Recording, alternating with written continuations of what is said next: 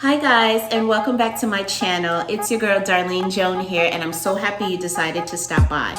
We have a really great topic today, but before we go any further, do me a favor and click that subscription button, hit your notification bell, comment down below, and like this video. I know, I just gave you like 4 or 5 steps, like who do I think I am?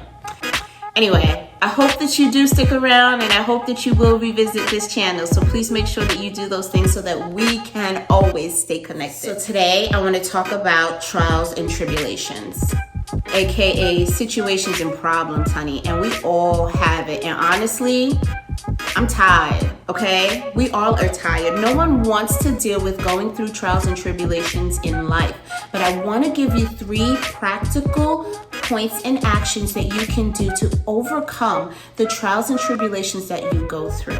But it's very important that I start off by saying that everyone is going to deal with trials and tribulations that come in life. There's not one person that is immune and or set aside from this. So it's important for us to remember that regardless of where we are in life and what we're doing, these problems will arise. And how we are able to overcome them and go through them is to make sure that we're always ready to be successful in whatever environment we are given. So here are 3 very practical steps that you can take to make sure that you are victorious at the end of your trial and tribulation.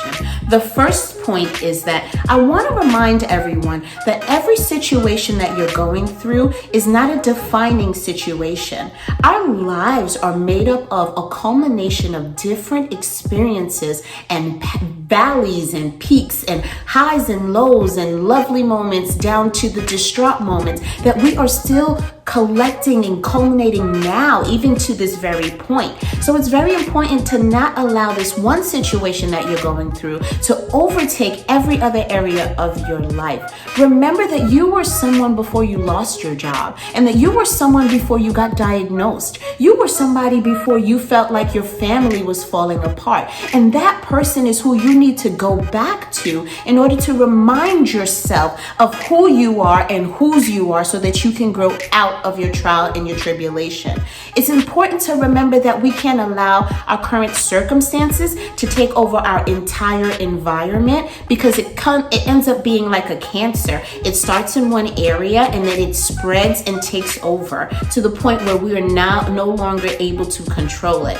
So I want us to remember that at the end of the day, regardless of where my current situation is, I am still writing my book, and I have the power to turn it around. And I know this chapter may look bleak. I know it doesn't seem like I'm going to come out of this situation. I know I feel like the world is against me and I have a heavy load on me, but this too shall pass. It's just a chapter in my book. It doesn't define who I am.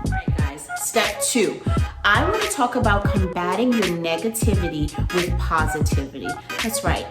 Every time you feel down, every time your situation wants to remind you that you're not working, or that you are sick, or that your circumstances are greater than your outcome, remind yourself that you are positive. And I want you to speak and breathe some positivity into those negativities. So whenever you wake up and you don't feel like getting up, and you're not going to open your curtain, and you're not going to try to go for that walk, do exactly that. Because what that does is it begins to shift your atmosphere so that you're no longer staying in that same sunken place. That's exactly where those negative thoughts want you to be.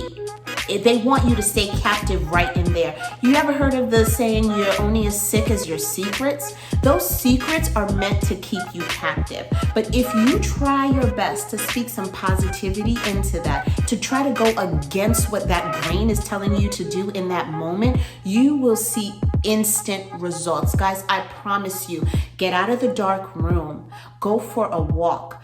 Feed yourself something that is going to make you feel energized.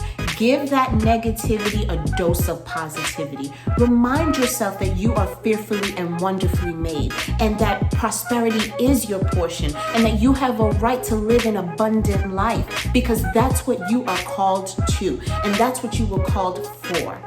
And the third and final point is for me to tell you guys to remain faithful until you're fruitful.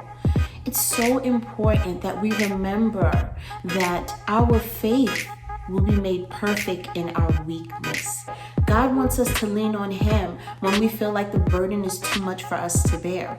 And if we remain faithful, and what is faithfulness and what does that even look like? Well, the Bible reminds us that faith is the substance of things hoped for and the evidence of things not seen.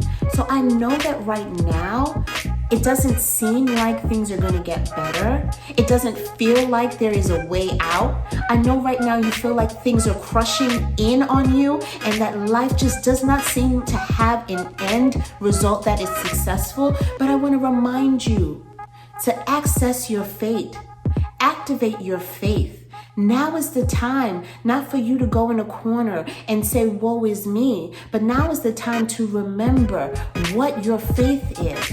See yourself being successful in this. See yourself being successful and victorious in this trial and tribulation. See yourself going in for the job interview. Envision yourself getting that clean bill of health. Envision yourself overcoming depression, overcoming anxiety. Envision yourself being able to rise above whatever your family and current circumstance is, because faith is the substance of things that I hope to come, and it is the evidence of things that I cannot even see. So if you access your faith, you're gonna be able to be fruitful in whatever you put your mind to. Guys, I hope this was helpful, and I hope that you can take this and put it into practice in your own life. All you can do is start small where you are, use what you have, and see the change come about. I want to thank you guys for stopping by. And again, if this video was useful or helpful to you, don't forget to like it and comment down below. I'll be more than happy to pray you through some of your trials and tribulations. Don't forget to hit the subscription button and the notification bell so you will know every time I post another video. But until then, be blessed and be a blessing. I'll see you soon.